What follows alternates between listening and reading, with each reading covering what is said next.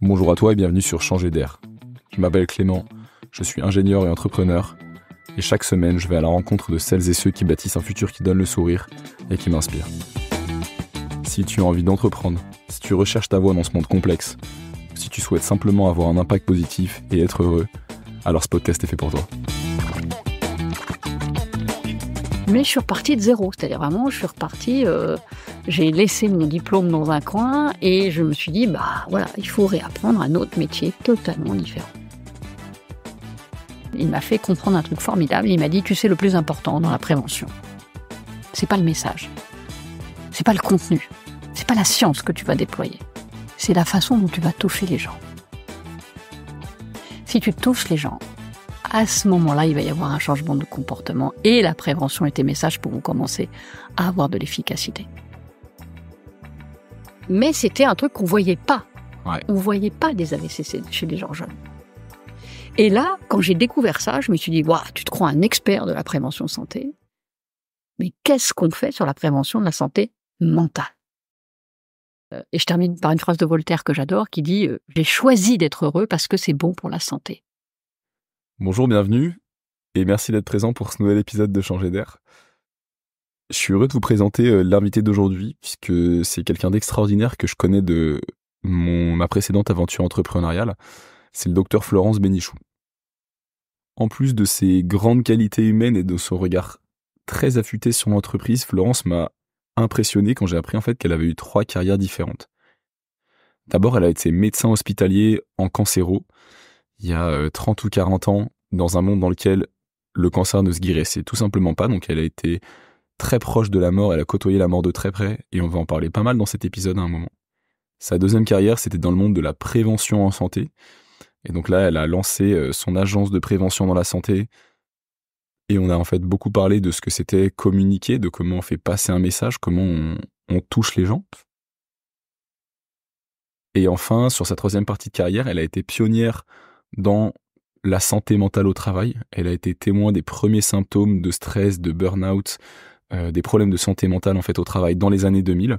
Et donc, elle a lancé une entreprise qui s'appelle Better Human, qui propose des solutions justement pour garantir la santé mentale au travail. Ça peut paraître bateau, mais ça a fait partie des premières personnes à faire ça en France. Donc, on va parler du stress, de ce que c'est, comment le gérer. Avec son expérience de Better Human, Florence nous donne des clés et des outils pour manager, pour gérer une équipe, gérer une entreprise. Et enfin, on va parler un peu de santé mentale liée à l'entreprise, mais pas que. Je vous souhaite une très bonne écoute. Bonjour Florence et bienvenue au micro de Changer d'air. Bonjour à toi Clément, ravi de te voir et d'être avec toi aujourd'hui. Moi aussi. Merci de m'accueillir. T'habites pas à Paris, donc on a enfin trouvé un moment. Je suis très heureux d'être dans cet appartement. On avait déjà eu une discussion super il y a quelques mois. Je t'introduirai un peu plus dans l'introduction de qui tu es. T'as été médecin hospitalier pendant une première partie de ta vie. T'as ensuite été, j'ai mis manager, dirigeant d'une agence de communication liée à la santé. Et enfin, ta troisième partie de ta vie, t'as été chef d'entreprise, entrepreneur. On va un peu revenir sur ton parcours, mais pour te définir, qu'est-ce que tu aimes et qu'est-ce qui est important pour toi dans la vie? Sacrée question pour démarrer. Ouais. Ce que j'aime profondément, et je crois que c'est un des fils conducteurs de ma vie, c'est la curiosité, c'est rencontrer des gens, c'est apprendre des choses, c'est avancer. Donc ça, c'est vraiment important pour moi, tu vois, le fait d'être dans la rencontre, dans le fait d'apprendre et donc développer de la connaissance. Et dans la connaissance, je parle pas que de la connaissance rationnelle, c'est aussi la connaissance des êtres humains que nous sommes. Ouais. Et donc apprendre, à entrer en contact avec quelqu'un, en lien avec quelqu'un. Ça peut passer par les émotions, ça peut passer par effectivement du rationnel, mais en tous les cas, ça c'est ce qui me passionne, c'est cette curiosité. Et je pense que je dois ça en fait à sans doute, moi je reconnais aussi ça à mes parents qui m'ont donné cette envie-là dès la toute petite enfance en fait. Ça vient de loin, voilà. Trop. Donc la curiosité, l'évolution quasiment, je comprends, c'est le fait de constamment changer. Et c'est vraiment, la question d'après, c'était comment était Florence enfant? Et pourquoi est-ce qu'elle a pris ce chemin de la médecine? Ah, c'est très intéressant. Alors, le deuxième élément donc, qui va derrière la curiosité, c'est mon envie de toujours chercher à comprendre. Et je raconte ça parce que c'était un truc qui m'a marqué. Je me souviens, je devais avoir une douzaine d'années. C'est l'histoire de mon aspirateur. Et donc, j'étais à la maison avec un aspirateur qui ne fonctionnait plus. Et je démonte totalement l'aspirateur. Et tout d'un coup, ma mère arrive et voit son aspirateur en petits morceaux. Et là, elle hurle en me disant « Mais qu'est-ce que t'as fait ?» etc. Je dis « Bah écoute, l'aspirateur ne marchait plus. J'ai voulu chercher à comprendre. » Donc, j'ai démonté l'aspirateur. J'ai trouvé la pièce qui manquait, enfin qui me semblait défectueuse. Je suis allée changer la pièce, ça a coûté 3 fois rien. Et je suis revenue et surtout, j'ai réussi à remonter l'aspirateur. Donc là, ma mère a enfin arrêté d'hurler en me disant « Mais… » C'était finalement une bonne idée. C'était finalement une bonne idée. Et quelque part, c'est cette envie de comprendre, en fait, cette envie toujours de chercher, parce que je me dis, j'ai fait de la médecine, mais j'aurais pu être ingénieur, je pense, j'aurais pu, voilà.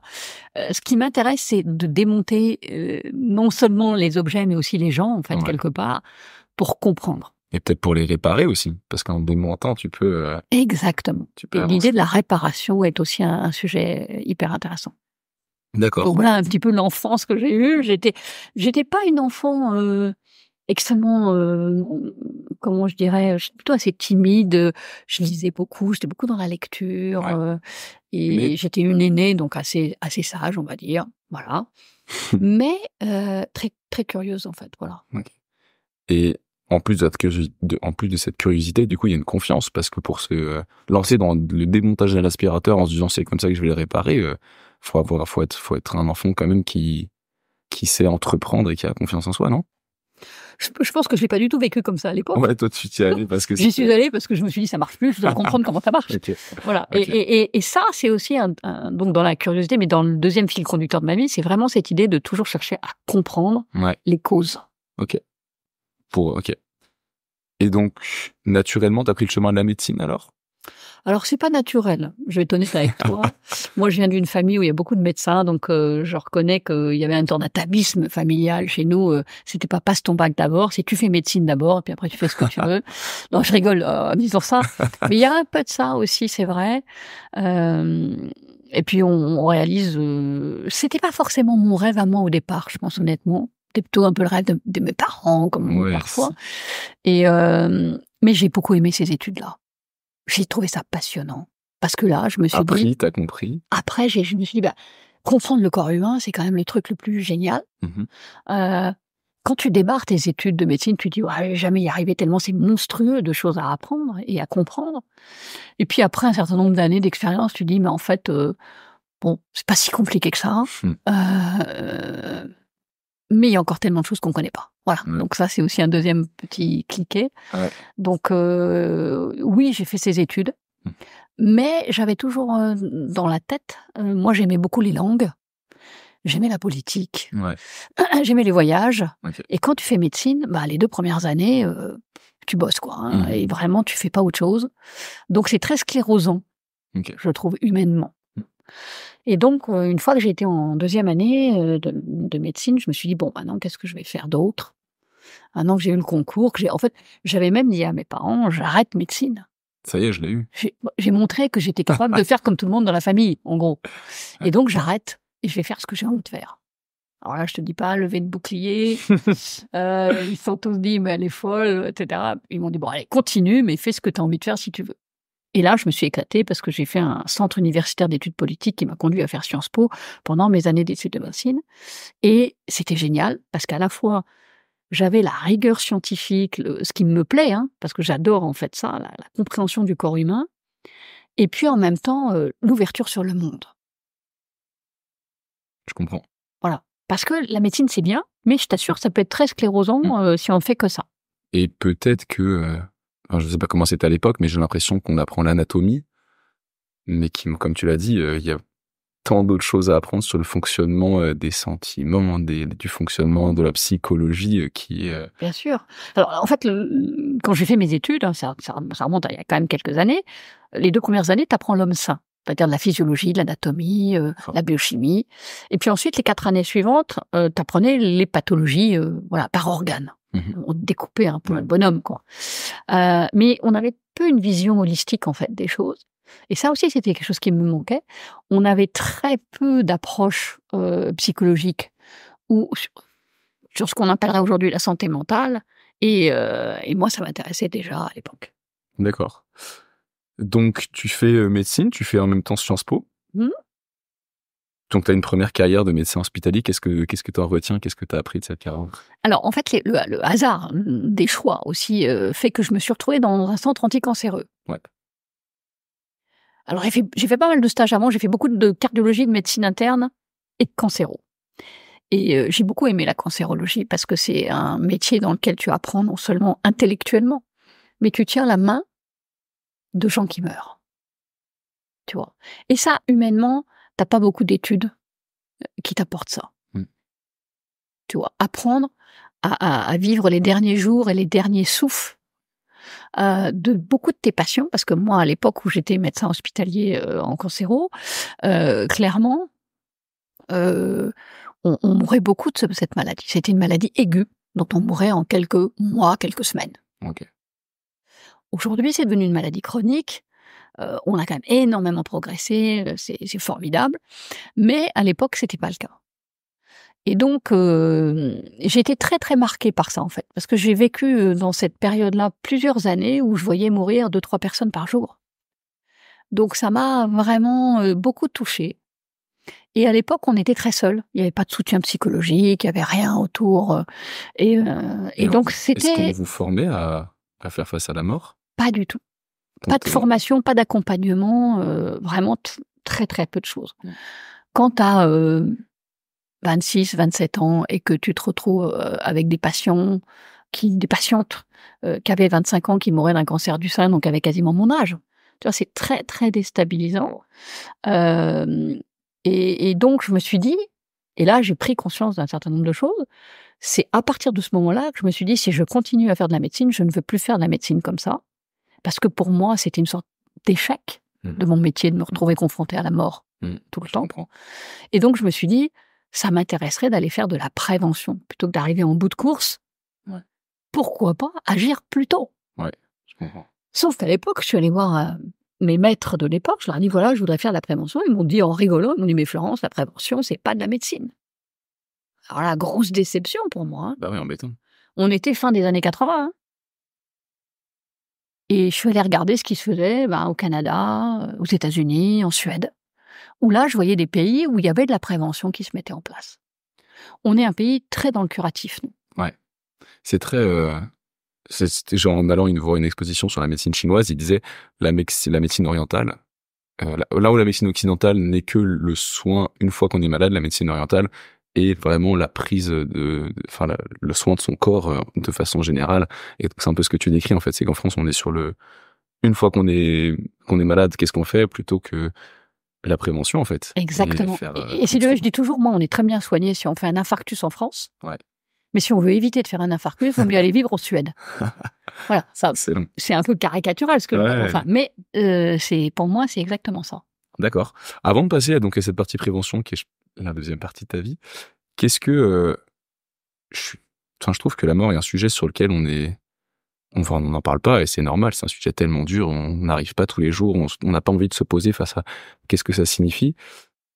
Qu'est-ce que tu penses que ça peut apporter quand même d'essayer de s'y confronter un peu? Ouais, alors ça c'est une vraie bonne question parce que si tu veux, la mort on la cache même dans notre univers. Et moi j'étais très très touchée parce que quand j'étais jeune médecin dans ce centre-là, j'étais quand même beaucoup confrontée à ça et j'appelais les familles pour leur dire attention, votre père, votre mère, votre oncle, voilà, il en a plus pour longtemps. Venez, c'est maintenant.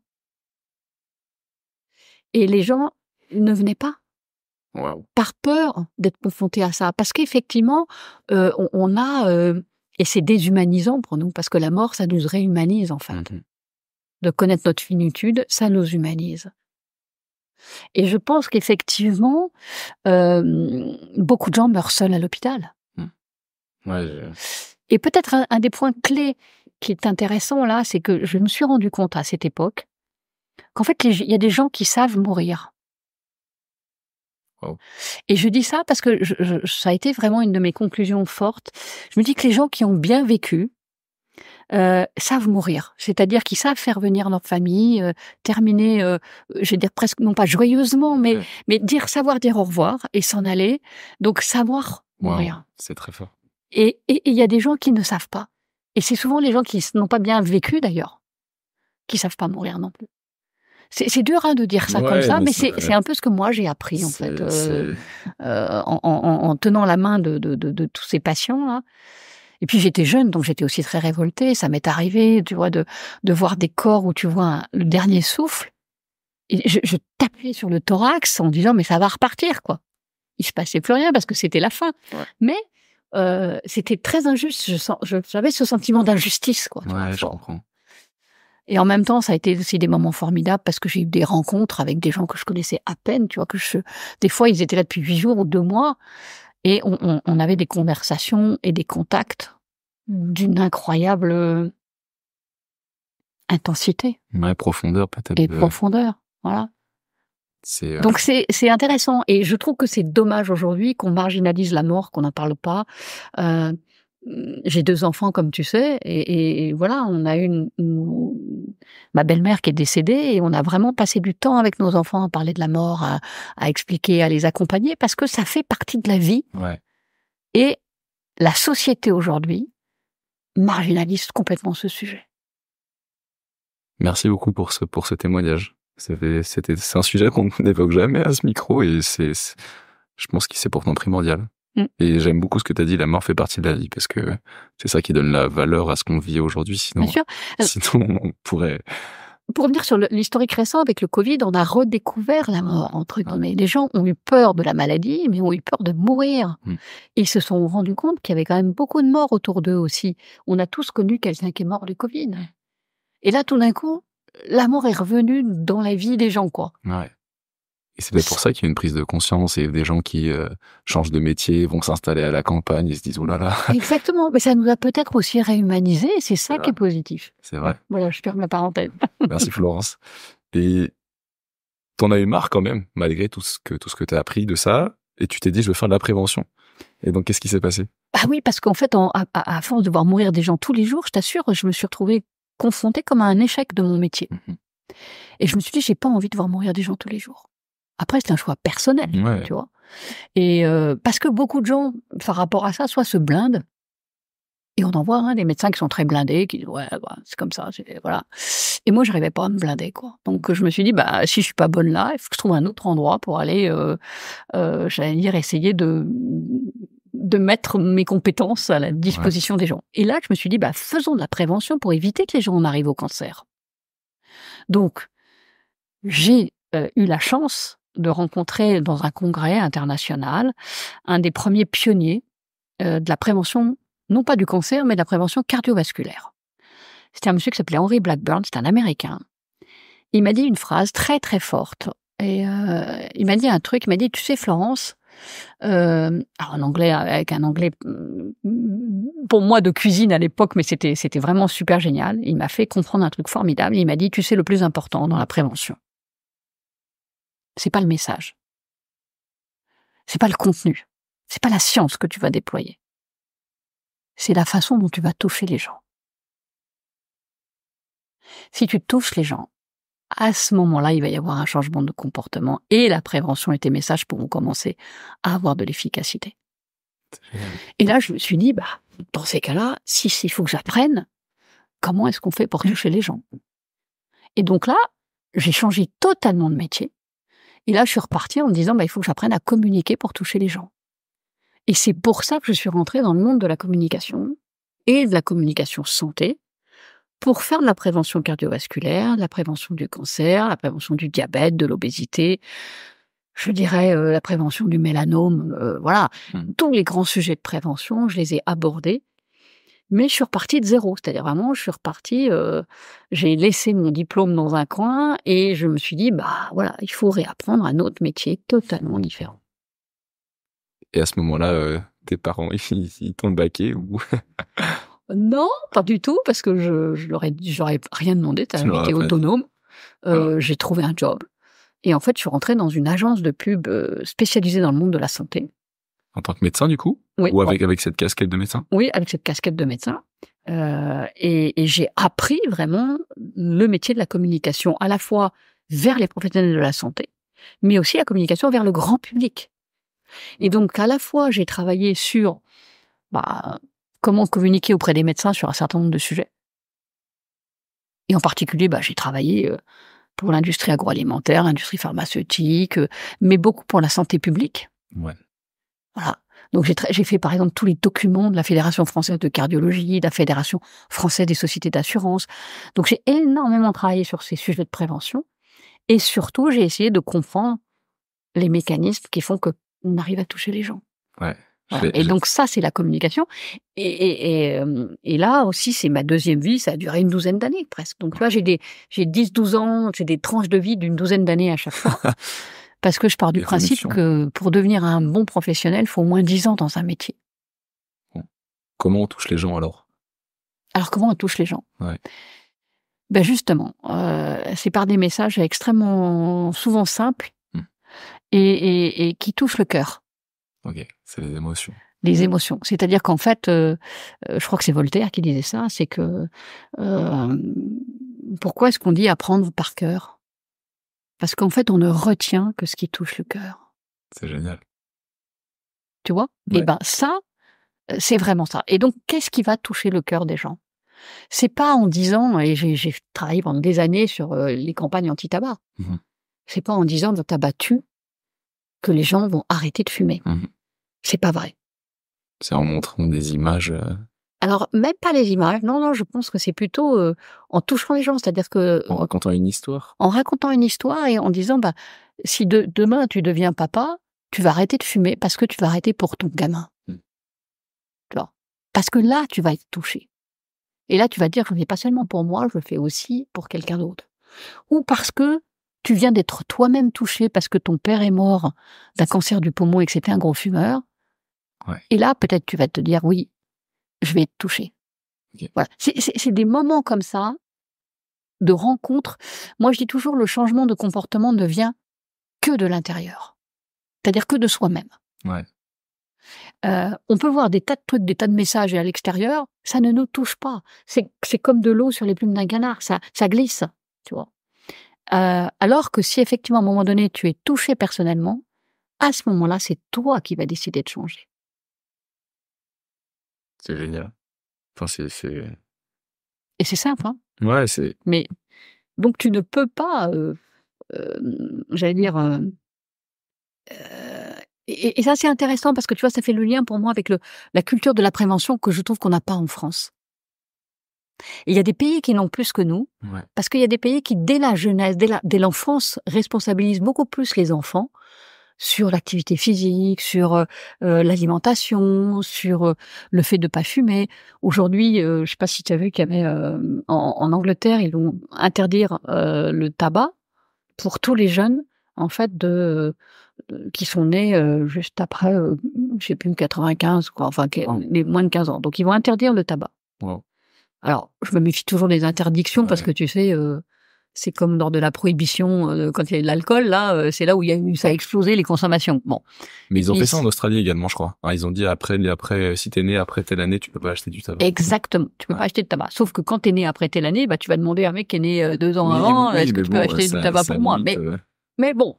C'est intéressant quand même, parce que je crois aujourd'hui, pendant des années, et là je vais pas me faire des amis, mais voilà, le lobby du tabac a été tel que même toutes les études scientifiques qui démontraient la responsabilité du tabac ont été balayées d'un revers de manche par ces fabricants, alors qu'aujourd'hui on a quand même la preuve de tout ça, quoi. Hein. Ouais. J'avais vu sur ça, mais c'est vrai sur le tabac, mais c'est vrai sur plein de choses, c'est que quand tu as une étude scientifique, entre guillemets médicale, qui prouve la nocivité de quelque chose d'autre, de quelque chose, et en fait, l'industriel ou le lobby va sortir 10 études en lien avec le tabac, en lien avec le gras, et prouver tellement de choses qu'on dira à la fin, en fait, on a 500 études, il y en a une qui dit que le tabac est mauvais, mais regardez toutes les autres, et donc tu t'es capable de... On a la même chose sur le sucre. Et tu utilises la science, quoi, le fait de dire, regardez, on a plein de données, on peut pas en prendre que de ça. C'est ce qui s'appelle noyer le poisson. Noyer le poisson. Voilà. C'est quoi tes plus grandes fiertés de ces 12 ans dans la prévention? Euh,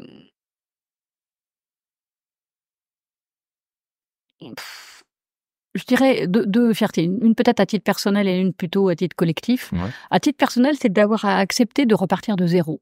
Ok. Donc ça, c'est pas si facile que ça.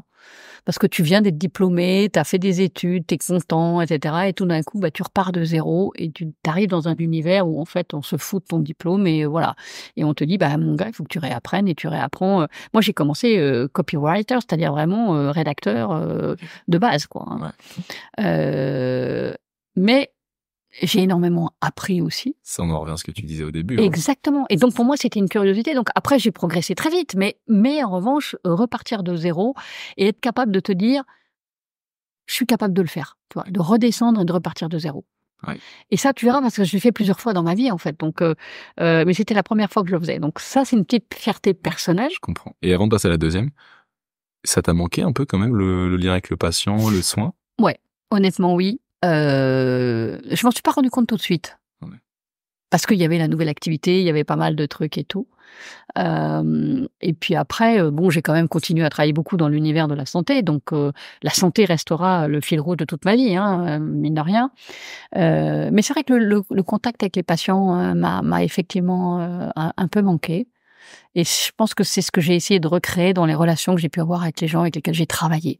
Parce que là, je suis rentrée dans des entreprises qui n'étaient pas des mondes hospitaliers, qui n'étaient pas le monde de la santé. Donc, c'était différent. Mais je pense que je portais peut-être, en tout cas, j'ai essayé de porter en moi une relation, une qualité de la relation. Voilà. Ok. Et la deuxième fierté collective? La fierté collective, c'est d'avoir fait beaucoup de campagnes et d'avoir eu la chance de faire des campagnes à la fois avec des équipes, à la fois de créatifs, de gens. Si tu veux, j'avais deux pieds qui étaient très intéressants, un pied très rationnel et un pied très créatif. Donc ça, c'était passionnant. Donc j'ai eu la chance de lancer des tas de grands produits en France, des médicaments par exemple. Je ne vais pas te donner de nom de médicaments parce que ça n'a pas beaucoup de sens, mais j'ai lancé vraiment des très très gros médicaments, des anticancéreux, Viagra par exemple. Enfin, okay. Voilà. Mais et de l'autre côté, d'avoir fait aussi des très belles campagnes de prévention.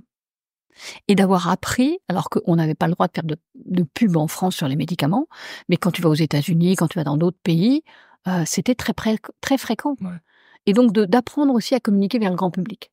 Voilà. Donc la fierté, c'est d'avoir enfin d'être rentré au contact de la prévention, puisqu'on me disait depuis des années, ça sert à rien la prévention, ça n'existe pas, c'est pas de la médecine. Ouais. D'avoir commencé à vraiment lancer des premières grandes campagnes de prévention. Et entre autres, une qui m'avait vraiment beaucoup tenu à cœur, qui était une campagne qu'on avait faite sur la prévention sur la sécurité sociale. On parlait beaucoup à l'époque du trou de la Sécu, on en parle encore aujourd'hui malheureusement. Et on avait lancé une campagne de pub qu'on avait gagnée d'ailleurs, qui s'appelait la Sécu c'est bien, en abuser ça craint. Voilà. Et c'était dans les années 92-93, donc tu vois, ça date pas d'hier, et la Sécu, c'est un truc, c'est une idée formidable, ouais. Mais sur laquelle tout le monde tire, quoi, en fait. Ouais, le social, le partage, il y a toujours l'abuseur. Voilà, il y a tous les gens qui abusent. Ouais. Et c'est dommage, parce que c'est une idée formidable, mais c'est les abus et les excès d'abus aujourd'hui qui font que on se retrouve avec des difficultés, quoi. Voilà. Merci. C'est quoi cette troisième partie de la vie, alors, si on y passe Alors, la troisième partie de la vie, c'est qu'en fait, à la fin de ma deuxième vie, je dirigeais une des plus grosses agences santé de Paris, et j'ai vu apparaître les toutes premières problématiques de stress chronique au travail, les premières dépressions au travail, les premiers burn-out au tout début des années 2000. Je peux le marquer de façon très précise. J'ai vu aussi apparaître des accidents vasculaires cérébraux chez des gens jeunes, ainsi que des infarctus. Qui n'existaient pas avant. Non. On voyait pas, je dis souvent en rigolant, je dis souvent l'AVC quand j'étais un médecin, donc l'accident vasculaire cérébral. C'était une mamie qui avait 85 ans, qui se retrouvait hémiplégique dans son lit, mais elle avait 85 ans. Okay. Aujourd'hui, tu te retrouves avec des personnes de 45, 52, 53 ans, et qui effectivement se retrouvaient avec un AVC, donc hémiplégique aussi. Tu peux rappeler ce que c'est un AVC, s'il te plaît? Alors, un AVC, tu as une bonne remarque. En fait, l'AVC, c'est quoi? C'est quand tu as soit un vaisseau de ton cerveau qui se bouche, Et donc, tout le système d'irrigation du cerveau ne fonctionne plus. Donc, les cellules ne sont plus irriguées, donc elles meurent. Voilà. Et donc, quand tu as une partie de ton cerveau qui meurt, parfois, quand tu tombes sur un élément moteur, c'est l'hémiplégie, donc le bras gauche, le bras ou la jambe gauche ne fonctionne plus. Tu te retrouves avec des problématiques de langage, tu peux plus parler, tu peux plus écrire. Enfin, il y a beaucoup de symptômes différents qui peuvent arriver. Et en fait, les artères du cerveau, comme celles du cœur, sont les 2 premières qui se bougent parce que, très logiquement, c'est les plus petites artères du corps. Donc, elles se bougent plus vite et plus facilement. C'est de la tuyauterie, pardon d'être aussi... voilà, la mécanique des fluides assez classique. Mais c'était un truc qu'on voyait pas. Ouais. On voyait pas des AVC chez des gens jeunes. Et là, quand j'ai découvert ça, je me suis dit, tu te crois un expert de la prévention santé, mais qu'est-ce qu'on fait sur la prévention de la santé mentale? Ok. Et là, ça a été... Pourtant, attends, c'est pas mental un AVC. C'est lié. C'est lié. Donc tu vois apparaître tous ces premiers symptômes parce que tu as du stress. Chez les jeunes et tu fais le lien avec le stress direct. Exactement, parce que tu as un stress direct. Alors, si je veux faire le lien de façon très scientifique, tu as un stress très fort, tu te retrouves avec une hypertension artérielle, ta pression qui pulse beaucoup plus, sur parfois, à cause du stress, une rigidité des artères, et donc ça peut soit boucher l'artère comme je l'ai expliqué là, soit faire exploser l'artère, parce que la pression est très forte. Okay. Voilà. Et donc ça, c'est des choses qu'on a vues vraiment apparaître de façon importante. Et là, je me suis dit, moi je faisais de la prévention de la santé physique. Je me suis dit, mais c'est quoi les causes? Pour revenir sur ce que je disais avec mon aspirateur, l'idée c'était d'essayer de comprendre les causes. Et là, je me suis rendu compte que les causes, elles n'étaient pas, ou très peu individuelles, qu'elles étaient beaucoup plus sur le collectif.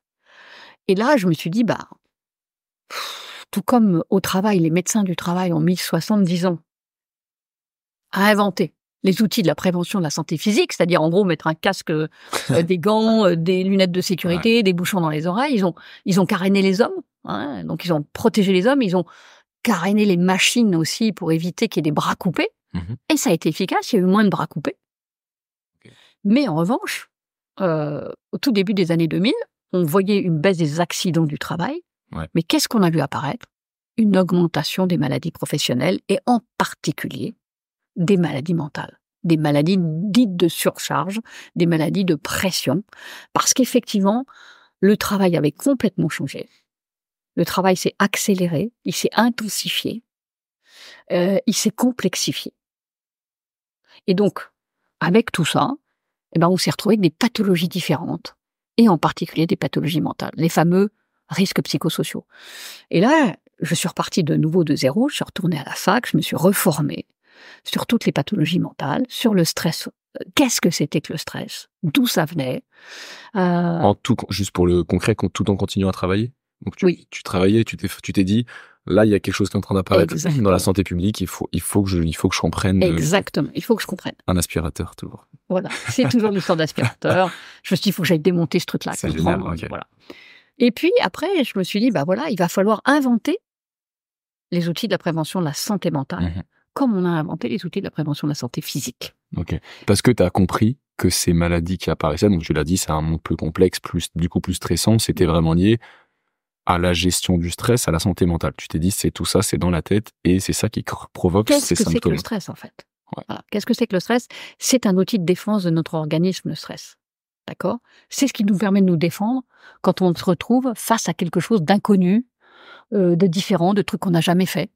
Là, tout d'un coup, ou quand tu as une peur très très forte. Et là, ton corps, il est formidable, le corps. Il a 200 modifications biochimiques, physiologiques, psychologiques, pour que tu t'adaptes, en fait. Et le mot-clé avec le mot stress, c'est le mot adaptation. D'accord? Le stress, ça sert à s'adapter. Donc, c'est un super truc, le stress. La problématique, c'est qu'effectivement, quand tu as du stress et des pics de stress importants, quand tu reviens à la normale, pas de problème. Sauf que quand à un moment donné, tu as du stress trop souvent, que tu restes dans des pics très élevés de stress, on finit par avoir ce qu'on appelle le stress chronique. Et c'est celui-là qui est mauvais pour la santé. Alors, j'ai pas le temps de rentrer dans le détail de tout comment ça fonctionne, mais en tous les cas, ce que je peux te dire, c'est que ce stress-là, ça entraîne non plus la fameuse décharge d'adrénaline qui est le pic aigu, mais ça entraîne en fait un travail beaucoup plus sur, j'allais dire, d'autres types d'hormones. Et c'est ces hormones-là qui peuvent être vraiment négatives pour la santé. Okay. Donc ça, je me suis dit, j'ai cherché à comprendre. Donc déjà, ne serait-ce que ces quelques phrases que je viens de te dire, c'était pas hyper clair nulle part. Donc j'ai essayé vraiment de me former, de reformer sur ces sujets-là.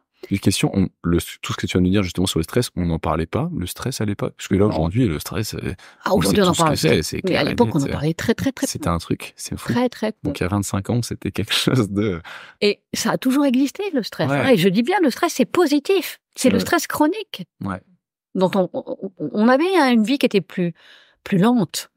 Le travail était moins complexe, je redis bien, il y avait moins d'intensification, il y avait moins de financiarisation de tout. Donc, clairement, là, on a pris d'écrans supplémentaires et les gens se sont retrouvés à plus avoir suffisamment de temps pour bien faire leur travail, en fait. Et ça les a mis dans des conflits aussi de valeurs. Et sur tous ces sujets, je me suis dit, il faut qu'on travaille là-dessus. Il faut travailler sur les conditions de travail, sur l'organisation du travail et sur la qualité du management, de l'organisation, du travail humain dans une équipe. Voilà. Et ça a été quelque chose qui m'a complètement passionnée. Je me suis dit, bah voilà, encore un nouveau champ. Et tu vois qu'on est loin de la médecine au sens propre du terme. Et là, je me suis intéressée non plus seulement à l'individu, mais au collectif. D'accord. Aux équipes de travail. Quand tu parles de conditions de travail, d'organisation du travail, t'es sur le collectif. Pardon, excuse-moi. Donc voilà, si tu veux. Et là encore, passionnée, je me suis dit, bon, qu'est-ce qu'on va pouvoir inventer? Moi, je reste quand même une scientifique. J'ai une question, pardon. Excuse-moi, je t'ai coupé. Non, vas-y, je t'en prie. Tu dis que tu pars au collectif, mais tu aurais pu te dire, le stress, c'est tout le monde est stressé, donc comment est-ce qu'on fait pour empêcher les gens d'avoir du stress, pour limiter le stress chez les gens? Et pourquoi t'as pris le parti de dire, je vais aller voir le collectif qui est la source du stress plutôt que soigner ce stress-là, on aurait pu imaginer gérer ça tout seul, dire tout le monde va faire de la méditation et super, il n'y a plus de stress. Bien sûr. Alors ça, c'était une façon de le faire. L'approche individuelle, c'est de dire, protégez-vous du stress. Apprenez à dire non, faites de la méditation, développez-vous en tant que... Voilà, faites du sport, etc. Et il faut le faire. Moi, je ne dis pas qu'il ne faut pas le faire. Mais si tu ne fais que ça, et que tu remets ces mêmes individus toujours dans un univers, dans un environnement où de toute façon ils en prennent plein sur la tête en permanence, tu auras beau faire plein de méditation, tu ne t'en sortiras pas. Et donc je me suis dit, il faut aller traiter les causes originelles, c'est-à-dire l'organisation du travail. Donc t'as vu le problème et t'es allé chercher les causes du problème. Exactement. Qui était l'organisation du travail. Et donc c'est à ce moment-là que tu crées ton entreprise? Oui, c'est à ce moment-là que je recrée. Alors, j'avais créé une agence de pub entre-temps, mais bon, on va aller vite. Mais donc j'ai créé une société qui s'appelle Better Human, qui était une société dont la mission, puisqu'on a donné une mission à cette entreprise quand on l'a créée, était vraiment d'inventer les outils de la prévention de la santé mentale. Wow. Voilà. Tu devais être pionnière à l'époque de parler de santé mentale. On n'était pas très nombreux à l'époque. Effectivement, il y avait quelques cabinets justement qui étaient très proches des syndicats et qui ne traitaient que le collectif. Et de l'autre côté, il y avait des cabinets qui étaient dirigés souvent par des psychiatres qui, eux, ne traitaient que la protection de l'individu. Et moi, je me suis dit, mais non, il ne faut pas faire ou l'un ou l'autre, il faut faire les deux. Et donc on est arrivé, et mon côté très scientifique fait que moi j'aimais bien dire il faut qu'on me fasse un diagnostic avant de commencer à faire des traitements. Et donc j'ai mis au point un certain nombre d'outils de mesure, parce que je crois beaucoup à la mesure. Et en fait tu ne fais, et ça rejoint ce que je disais tout à l'heure, pour toucher les gens, à un moment donné, il faut les mettre face à quelque chose de concret. Donc la mesure, être capable de mesurer. Et on avait des outils qui existaient au niveau international, être capable de mesurer les niveaux de stress chronique, à la fois individuel ou de celui de l'organisation, c'est ça qui fait prendre conscience aux gens qu'il y a un problème. Et quand ils prennent conscience, à ce moment-là, on peut commencer à traiter le problème. Ça ne sert à rien de traiter le problème s'il n'y a pas eu la prise de conscience. Comment tu as développé du coup tout ce service, toute cette solution? Comment tu allais voir tes premiers clients? Écoute, beaucoup de travail. Parce que là encore, je suis repartie complètement de zéro. Moi, j'étais très connue dans mon univers de la communication santé. Et je suis repartie complètement de zéro.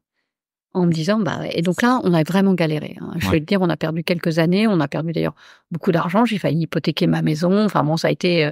T'avais trouvé des investisseurs ou t'avais investi ton propre Non, argent? on avait que des fonds propres. Okay. Alors c'est pas tout à fait vrai. On avait un petit peu de love money, comme on dit au début quand on démarre une boîte. Tu connais ça, Clément. Et donc il y a des gens qui nous ont un petit peu aidés à tenir, parce que décrocher les premiers clients, ça a été super dur. Parce qu'au début, il y a 20 ans, quand on arrivait sur ces sujets-là, les gens nous disaient, ouais, vous êtes des bisounours, laissez tomber. On n'a rien à y gagner, c'est pas un problème, en fait. C'est pas un problème, mais chez nous, il n'y a pas de stress, tout le monde va très bien. Et puis même s'il y en a qui vont un peu pas bien, c'est du dégât collatéral. Ouais. Et puis ça va pas changer quelque chose chez nous dans notre entreprise. Non, et puis c'est des fragiles. Ceux qui vont pas bien, c'est des fragiles. Et donc c'était balayé d'un revers de manche, là encore, de façon très, très. Et puis, petit à petit, quand ils ont commencé à voir que ça montait, qu'il y avait de plus en plus de gens, le dégât collatéral, il finissait par toucher 25, 30, 40% de leur population. Tout d'un coup, c'était plus du dégât collatéral. Et là, ce qui est très intéressant, c'est que... Tu t'es accroché pendant ces premières années, tu t'es dit, du coup, il faut pas que je lâche. Oui. Enfin, comment... c'était très dur, on a failli fermer la boîte 3 fois. Hein. Ok. C'est pour te dire que voilà, dans une vie d'entrepreneur, il n'y a pas que des hauts. Hein. Il y a vraiment aussi des bas. Tu dis, tu n'as plus un rond sur les comptes, comment tu fais Et je sais pas comment... 3 fois, comment ça a continué? Comment ça s'est passé? Je dirais peut-être la bonne étoile, mais qui fait qu'à chaque fois qu'on a été près de plier la boîte, on a eu une rencontre qui fait qu'il y a eu quelqu'un qui nous a fait confiance. Et on a décroché un premier très gros client. Ok. Et ça a été assez extraordinaire parce que, alors qu'on était une toute petite boîte, mais on arrivait avec des outils et des méthodes très nouvelles, très originales.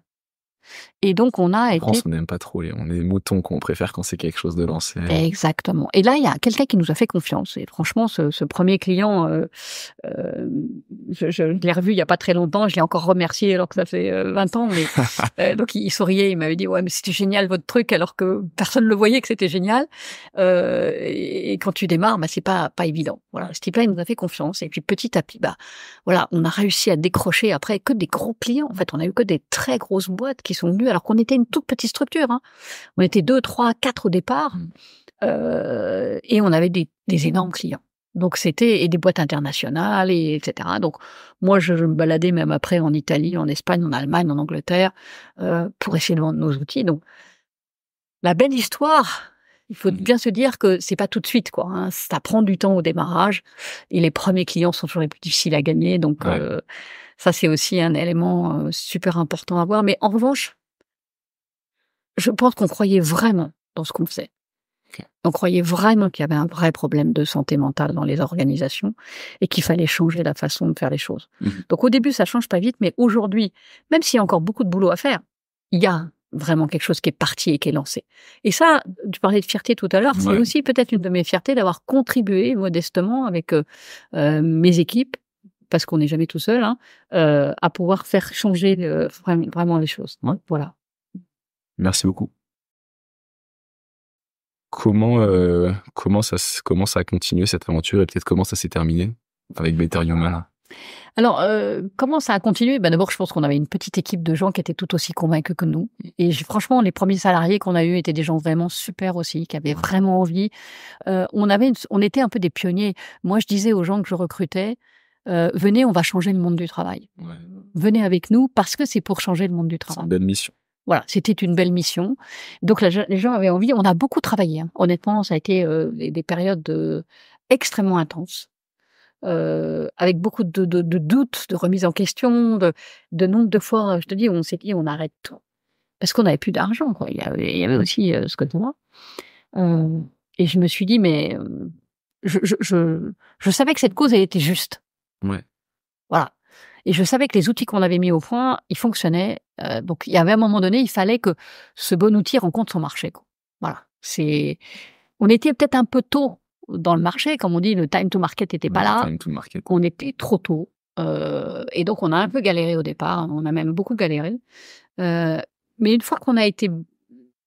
Je vais dire que quelques grosses boîtes nous ont choisis, et ça a été après... très vite, c'est-à-dire qu'après l'emballement s'est passé, voilà. Donc et franchement, je dis toujours ça aussi. On a eu des équipes formidables, des gens qui ont beaucoup travaillé avec nous, des partenaires. Et moi, je dis, c'est pas une entreprise, c'est jamais une personne. Hein. C'est vraiment une aventure. humaine Mhm. et collective. Avec un bon manager. J'allais te demander du coup quels sont les conseils ou qu'est-ce que tu devrais donner comme conseil pour la santé mentale en général ou en entreprise? Pour des entrepreneurs ou pour des managers, pour des gens qui nous écoutent, qui travaillent dans une entreprise et qui qui ont à gérer tout ça. Alors deux conseils. Enfin, c'est un peu prétentieux de dire ça, mais d'abord, je dis toujours, c'est jamais le travail qui rend malade. Ok. Ce sont les conditions dans lesquelles on l'exerce. Donc, travaillez bien sur vos conditions de travail. Faites qu'il y ait un environnement de travail qui soit positif, dans lesquels les gens soient heureux, dans lesquels les gens apprennent des choses. Hein. C'est-à-dire que c'est très très important aussi qu'il y ait de la compétence, mais dans lequel aussi on soit dans une émulation positive. Okay. Voilà. Donc c'est pas tant l'activité concrète de est-ce que je tape sur un marteau, est-ce que je suis dans mon ordinateur, est-ce que je fais des réunions, qui est important, c'est ce qu'il y a autour de ça. Alors, je dis toujours, hein, la compétence est très importante. Ouais. Et il faut de la compétence dans une entreprise. Mais en revanche, c'est pas le travail en soi qui rend malade. Parce qu'on peut travailler beaucoup. On a des compétences et des capacités de travail hors normes. L'être humain, il s'en découvre, c'est hallucinant d'ailleurs même. On est presque sans limite. Ce qui est pas tout à fait vrai. Mais en revanche, dès que les conditions de travail sont pas bonnes, à ce moment-là, l'être humain, il craque. Donc, il faut prendre du temps sur les conditions dans lesquelles on travaille, sur l'organisation du travail, permettre à chacun, quand je parle d'organisation du travail, c'est en fait permettre à chacun de pouvoir donner le meilleur de lui-même dans son job. Et d'être fier de ce qu'il fait, en fait. C'est-à-dire de permettre à chacun de faire un travail de qualité. Ça, c'est fondamental. Très intéressant. Faire un travail de qualité, pourquoi c'est essentiel? Parce que quand on fait un travail de qualité, Clément, on est fier de ce qu'on fait. Et quand on est fier de ce qu'on fait, ça crée de l'estime de soi. Ouais. Et ça, c'est ce que j'appelle le vrai bonheur au travail. Moi, je me bats contre toutes les conneries, qu'il y a dans les entreprises, les after-work, les corbeilles de fruits, les tables de ping-pong, les baby-foot. Enfin, c'est bien, mais c'est pas suffisant. Voilà, c'est bien. Tu as tout à fait raison. Mais non seulement c'est pas suffisant, mais même souvent c'est une excuse. Beaucoup de boîtes mettent ça en place en disant avec ça ils auront ce qu'il faut pour la qualité de vie au travail. Ouais. C'est faux. C'est faux. La première chose essentielle, c'est de permettre à chacun de vos collaborateurs de donner le meilleur d'eux-mêmes et de leur permettre de faire un travail de qualité. Parce que ça crée vraiment du bonheur. Et moi je me bats contre tous les happy trucs, comme je dis souvent, qui sont moi, j'adore aller jouer. J'avais un baby-foot, j'adore aller jouer au baby-foot. Ce que je veux dire, je ne veux pas non plus dénigrer ça du tout. Mais si on fait que de la méditation et qu'on propose de la sophrologie à des salariés, alors qu'on continue à leur en mettre plein sur la tête et pas mettre des bonnes conditions de travail et pas leur faire confiance, c'est-à-dire avoir un management plutôt de command and control que un management par la confiance, vous aurez beau mettre tout ça, ça ne servira strictement à rien. Ok. Voilà. Donc tu donnes la capacité de faire du bon travail, ce qui permet d'être fier, ce qui permet d'avoir envie de recommencer, quoi. Exactement. Comment en tant que manager tu fais ça? C'est ce que je viens de dire, c'est-à-dire que pour moi le plus important, c'est de dire à quelqu'un, tu as un domaine de compétence. Dans ce domaine de compétence, je te fais confiance. Okay. Si tu sors de ton domaine de compétence, en revanche, viens me voir. Okay.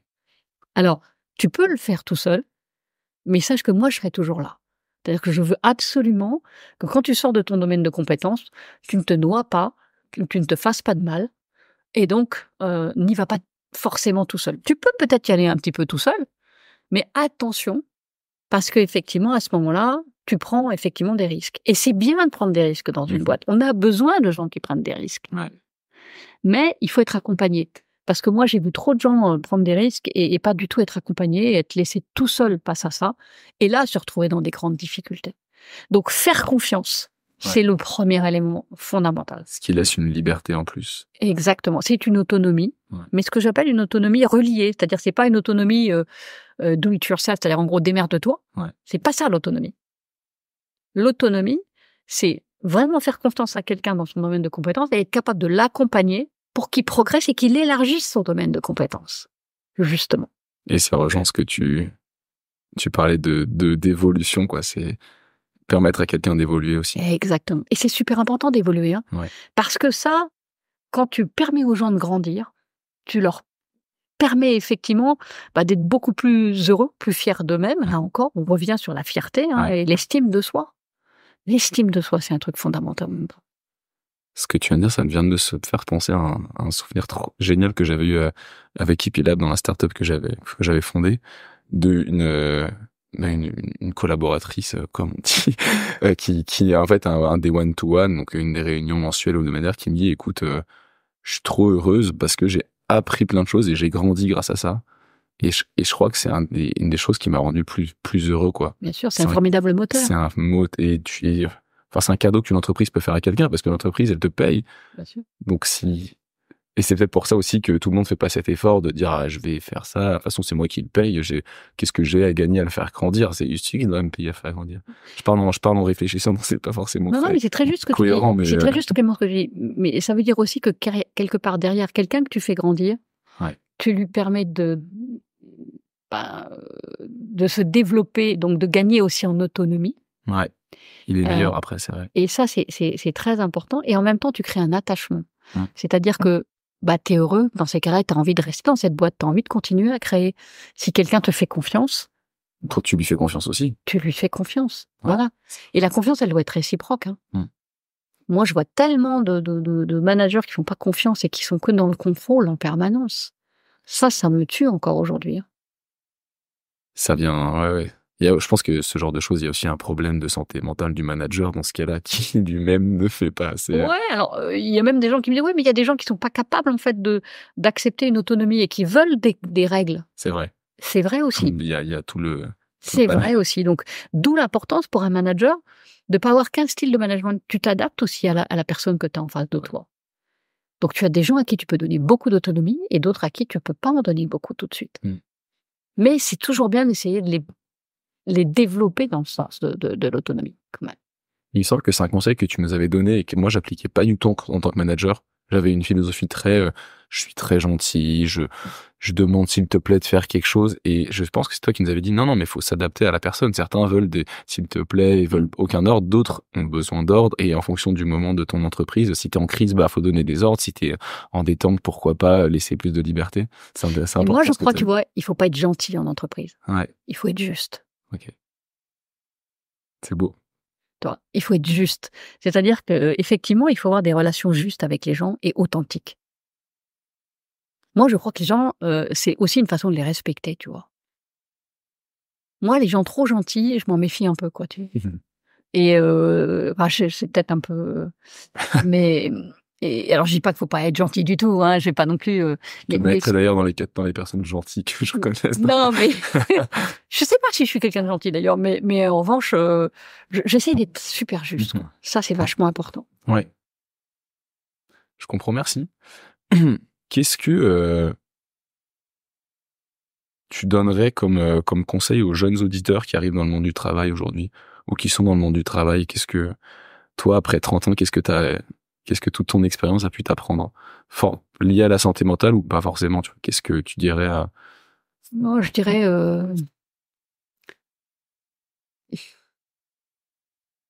T'as tout ton temps.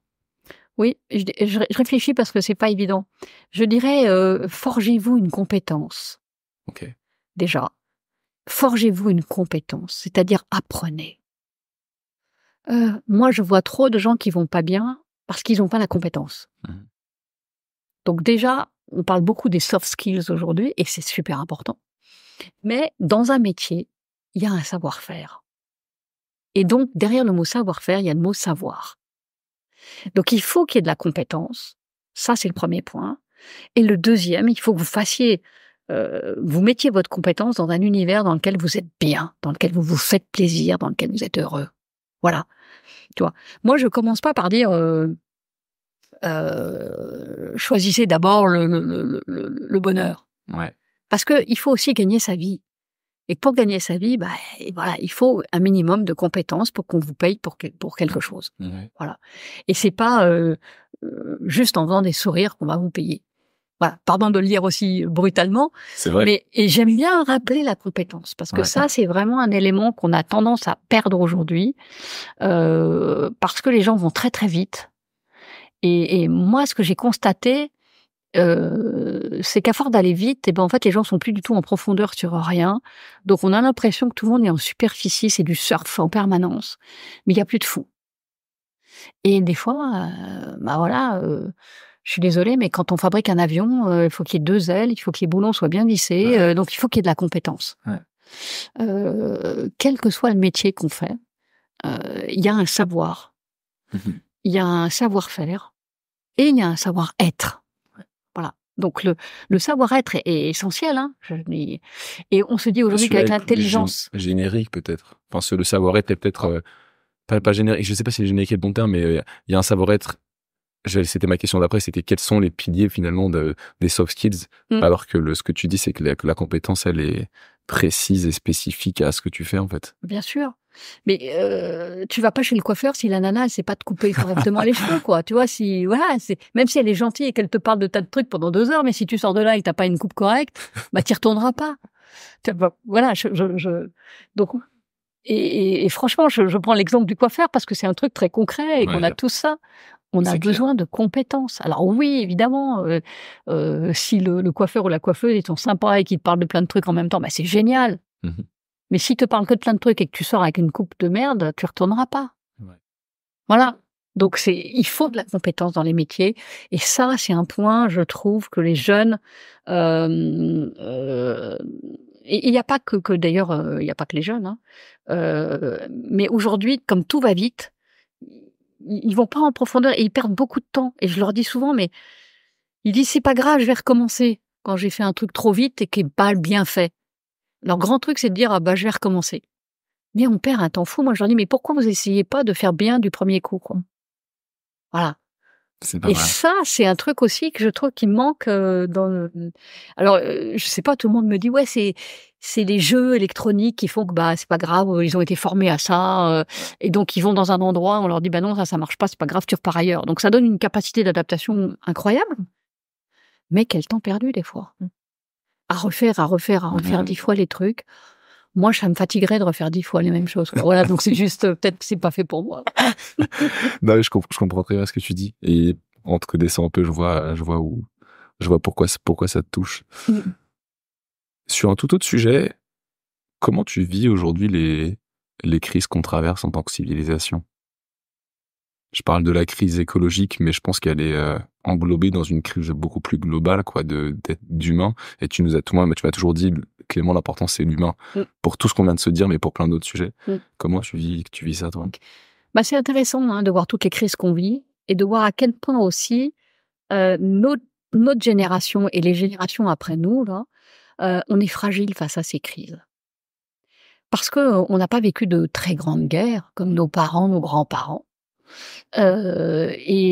Aujourd'hui, on se retrouve face à des crises qui sont quand même des crises importantes, hein, la crise du Covid, la crise énergétique, la guerre en Ukraine, la crise économique qui se vit mal parce qu'effectivement les gens ont du mal aujourd'hui, hein, c'est compliqué. Je trouve que se nourrir correctement aujourd'hui, ça coûte cher. Voilà, c'est des choses qu'on n'avait plus l'habitude de voir. On pensait qu'avant la nourriture c'était accessible facilement et que ça coûtait pas grand-chose. Tout d'un coup, ça reprend une part très importante dans nos budgets.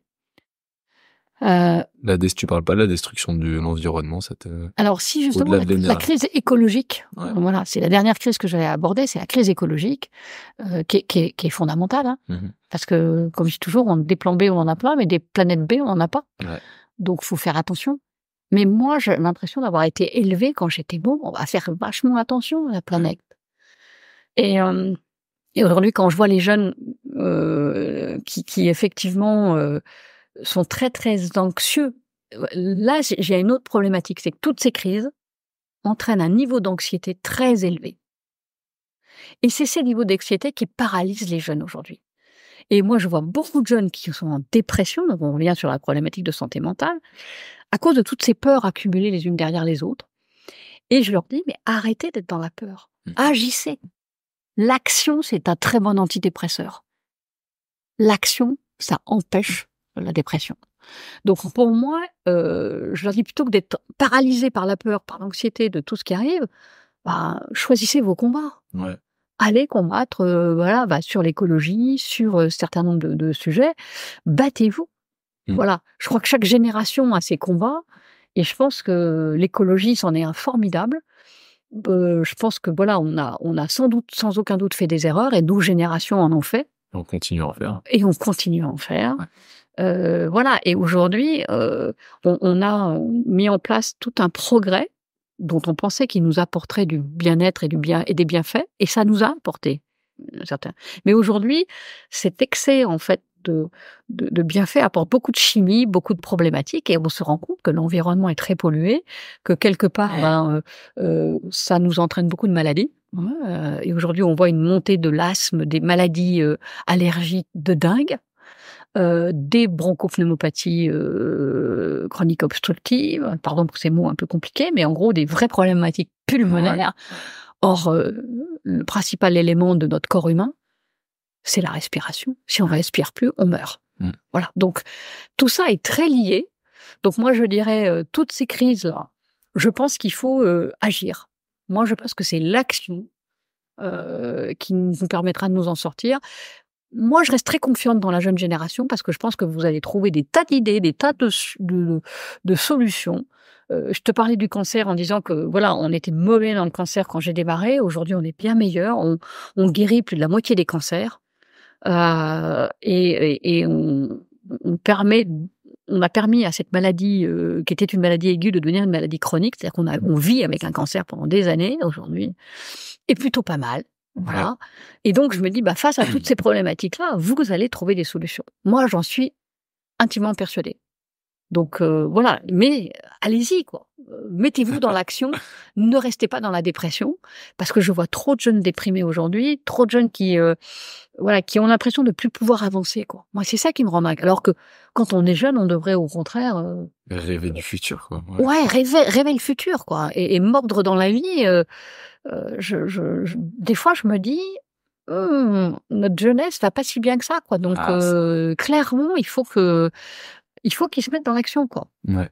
Et sur la jeunesse, c'est pour ça que je te parlais de l'association avec laquelle je travaille, avec Déborah, qui était à ce micro, et elle m'expliquait, ils ont appelé leur association les Canaris de la mine, parce que le canari était, on l'emmenait dans les mines, et dès qu'il arrêtait de chancer, c'était le premier touché parce que c'était plus fragile, et donc là, il fallait remonter très vite. Ouais. Et elle, ce qu'elle dit, et ça rejoint un peu ce que tu dis, c'est, en fait, toutes les folies que le progrès a engendré, tout ce qui, de la société, tout ce qui est néfaste, touche beaucoup plus puissamment les jeunes que nous qui sommes adultes, qui sommes plus stables. Et donc, notamment dans la santé mentale, comme tu dis, il y a des dépressions dans tous les sens. Et c'est des premiers symptômes de quelque chose qui peut être beaucoup plus dur, quoi. Mais je partage ce que tu dis. Il faut pas fermer les yeux sur la réalité des crises, mais faut se mettre en mouvement. Faut se mettre en mouvement. Ouais. Voilà. Moi, le message que je dirais aujourd'hui à la jeunesse, c'est travailler pour avoir une compétence, quelle qu'elle soit. Un bon boulanger, c'est super important. Ça, c'est un truc que je comprends pas. Comment est-ce qu'on peut faire du mauvais pain? Là, je me dis, mais c'est pas possible. On a des fours on a des trucs formidables. Tous les boulangers aujourd'hui devraient faire de l'excellent pain, quoi. Ouais. Pourquoi il y a des gens qui font du mauvais pain? C'est un truc. Ça fait partie des trucs que je me pose. Donc, de la compétence. Ouais.